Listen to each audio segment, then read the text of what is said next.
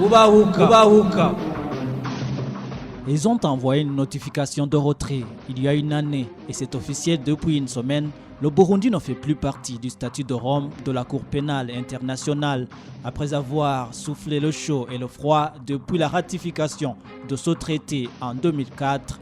Le pays fait face aujourd'hui à une crise énorme depuis la candidature contestée au troisième mandat de Pierre Nkurunziza en avril 2015. Les autorités burundaises, qui sont accusées de crimes contre l'humanité par les enquêteurs de l'ONU, déclarent sans cesse que la CPI ne les jugera pas après ce retrait. Et pourtant, selon l'article 5 du statut de Rome, la CPI a en effet la compétence pour juger les crimes contre l'humanité, les crimes de guerre et les crimes de génocide. Est-il réellement exact que la justice internationale n'a plus le droit de juger les présumés auteurs des crimes qui continuent d'être perpétrés au Burundi? Qu'en pensent les organisations des droits de l'homme au niveau national et international? La rubrique Ubahuka de ce 5 novembre 2017 se penche justement sur les différentes réactions de ces organisations qui pour la plupart avaient beaucoup lutté en vain pour l'ouverture des enquêtes proprement dites avant le retrait effectif du pays de la CPI. Emileni Wasumba, je suis à la présentation. Bienvenue.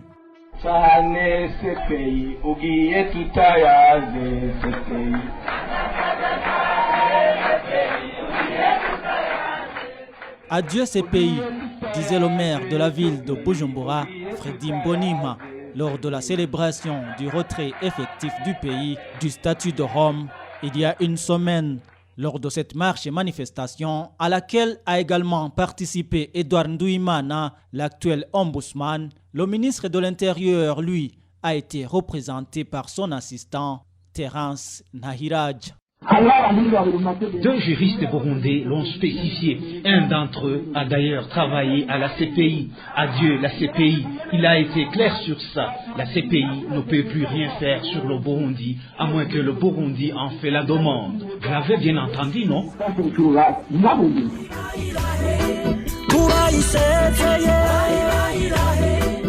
La veille de la marche et manifestation, Bye Bye Lae, c'est la chanson qui a été diffusée en boucle sur les médias pro-CNDD FDD.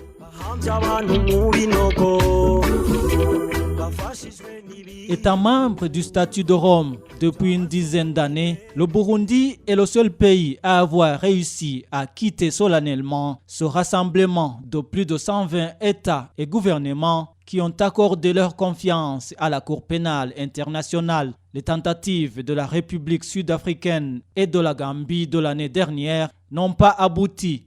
Le retrait de l'Afrique du Sud ayant été révoqué en mars par la justice de ce pays et le nouveau gouvernement de la Gambie ayant annulé en février la décision prise dans ce sens par l'ancien président Yahya Jammeh. Les procédures de retrait du Burundi du statut de Rome ont été entamées l'année dernière après l'annonce de la procureure de la CPI le 25 avril 2016 de l'ouverture d'un examen préliminaire, étape préalable à une enquête sur les violences commises au Burundi depuis avril 2015. Se basant sur les informations alors disponibles, la CPI a annoncé que plus de 430 personnes avaient été tuées, au moins 3400 avaient été arrêtés et plus de 230 000 avaient été forcés à chercher refuge dans les pays voisins.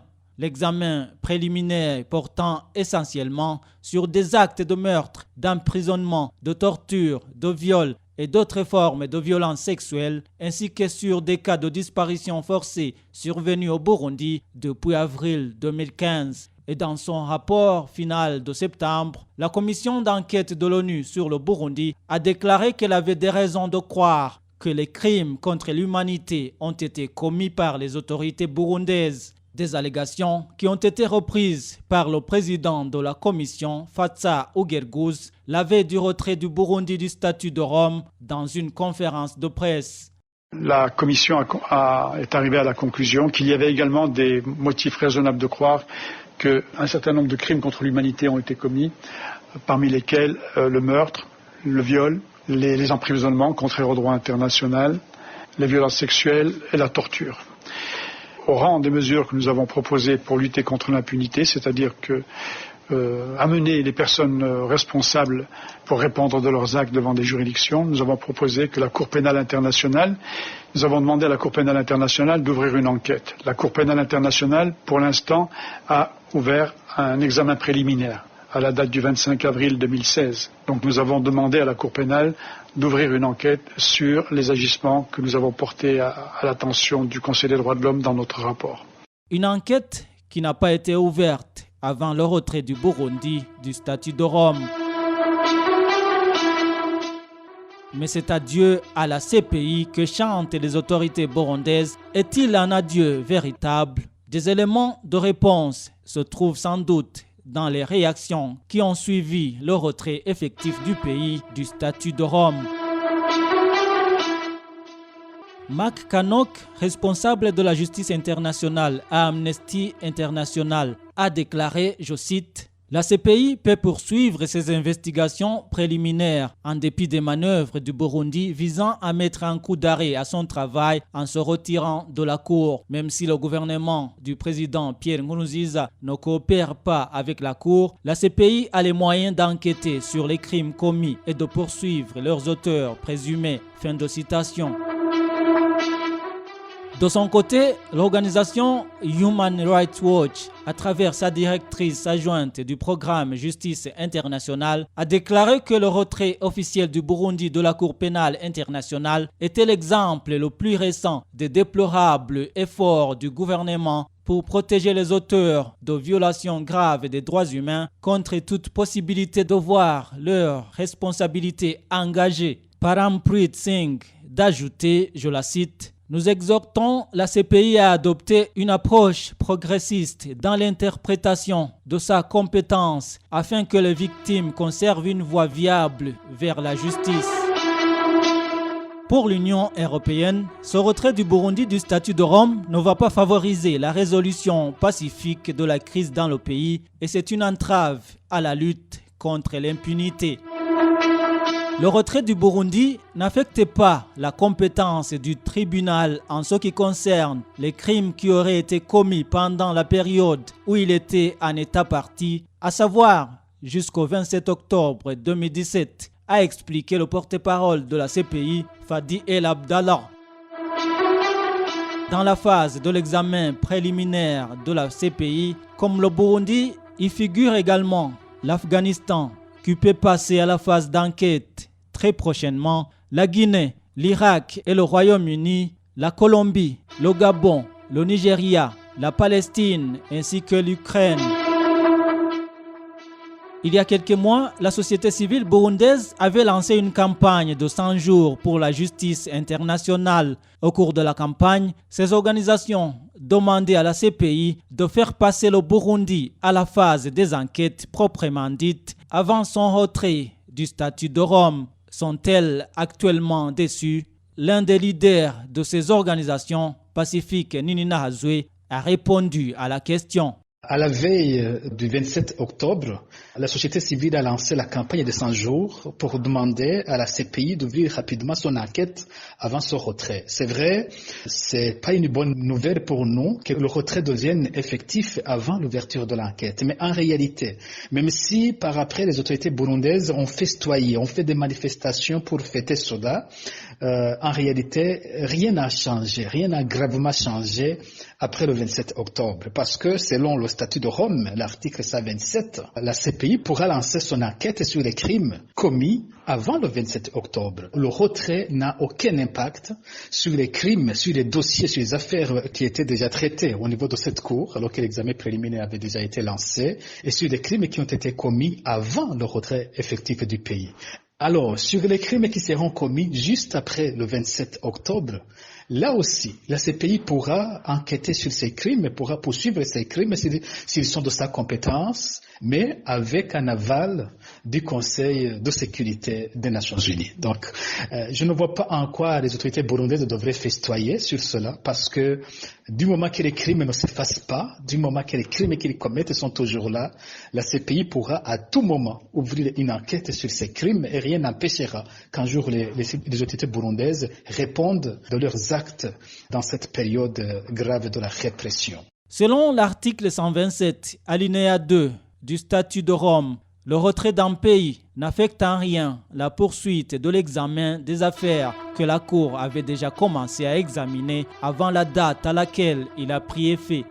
Pour la Fédération internationale des droits de l'homme, le retrait du statut de Rome n'est pas un bon signe pour la population burundaise. Selon le vice-président de la FIDH, Drissa Touré, les autorités burundaises ont confirmé leur volonté de continuer à massacrer la population innocente. Cela n'est pas surprenant au regard de l'attitude des autorités burundaises qui aujourd'hui se montrent irrespectueuses des droits de l'homme, j'allais dire même grands violateurs des droits de l'homme, et qui commettent des crimes les plus graves de torture, disparition forcée, et il y a même le risque de génocide qui est signalé. Mais cela est une situation fâcheuse pour la population burundaise, ces victimes innocentes et qui sont encore la proie de ces autorités. La FIDH, en novembre 2016, vous aviez alerté le monde pour qu'il empêche un génocide probable dans le pays. Pensez-vous que le risque de crime grandit avec cette décision de tourner le dos à la CPI? Effectivement, le Burundi aujourd'hui se referme, les autorités burundaises du moins referment le Burundi pour mieux violer les droits de l'homme. Aujourd'hui, le risque est d'autant plus grand que les autorités burundaises pensent qu'elles sont maintenant à l'abri de toute poursuite, à l'abri des poursuites de la Cour pénale internationale, cette juridiction pénale internationale permanente. Et malheureusement, c'est une inquiétude pour nous, c'est un grand risque pour les droits de l'homme, mais évidemment, nous resterons vigilants, nous continuerons de regarder la situation au Burundi et nous ferons ce qu'il est de notre devoir de faire. Et malheureusement, la situation ne peut pas nous laisser optimistes, on est plus perplexes aujourd'hui et j'allais dire même, on est inquiets. Selon Drissa Touré, les auteurs des crimes finiront leur parcours dans les mailles défilées de la justice, même s'ils refusent de collaborer avec la justice internationale. Si les autorités refusent de coopérer, ça peut rendre difficile, mais en même temps, les autorités burundaises vont être obligées de vivre en autarcie, refermées, vivre au Burundi. Et ces autorités auront peur de sortir du Burundi. Et puis vous savez, le temps a beau durer, la justice finira toujours par rattraper. On a vu l'affaire Hissène Habré plusieurs années plus tard. Yaya Jammeh, ce qu'on se croyait indéboulonnable en Gambie, il n'est plus le président de la Gambie. Et donc il faut dire que le temps est un autre nom de la lutte contre l'impunité. Donc c'est vrai qu'aujourd'hui ça peut être difficile, mais nous ne désespérons pas. Nous allons continuer à documenter et on espère qu'un jour arrivera où la justice se fera pour les victimes burundaises. Un avis partagé avec le président du FOCODE, Pacifique Nininahazoe, qui demande au Burundi de continuer de rassembler les preuves des crimes commis.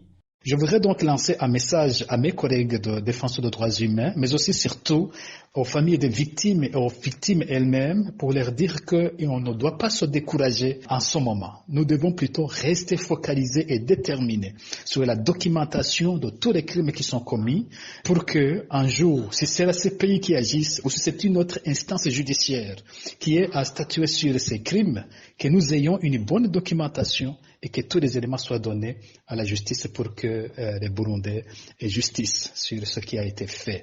Je voudrais rappeler ici que ceux qui festoient se trompent. À un certain moment, il y a eu d'autres dictatures dans le monde. Il y a d'autres qui ont semblé puissants, très puissants, plus que Nkurunziza, qui ont tué des gens, qui ont fait disparaître leurs citoyens, qui à un moment semblaient invincibles, mais qui ont fini par être jugés. On a vu Saddam Hussein en Irak, on a vu Slobodan Milosevic, on a vu Adolf Hitler, on a vu pas mal de dirigeants, de généraux sud-américains qui à leur période dans les années 70-80 semblaient tout puissants, mais qui ont fini par se présenter devant la justice et qui ont été jugés. Et dans toutes ces situations, notamment en Amérique latine, ce qui a sauvé la justice, c'était le fait que les familles des victimes avaient toujours documenté, avaient bien conservé les preuves, les événements, tout ce qui s'était passé lors de la disparition de leurs, lors des assassinats de leurs. Nous devons nous engager à continuer ce travail de documentation. Fin des fins, il y aura justice. Fin des fins, ceux qui sont en train de tuer les nôtres vont payer. Voilà, c'est par ici que nous clôturons la rubrique Ubahuka de ce 5 novembre 2017. La rubrique qui était consacrée au retrait effectif du Burundi du statut de Rome de la CPI et les multiples réactions qui s'en sont suivies. Merci à vous tous qui nous tenez compagnie. Emile Niwasumba qui vous l'a présenté. Je vous donne rendez-vous la semaine prochaine dans la même rubrique, mais avec un thème différent, si Dieu le veut, bien sûr. Ubahuka. Ubahuka. Ubahuka.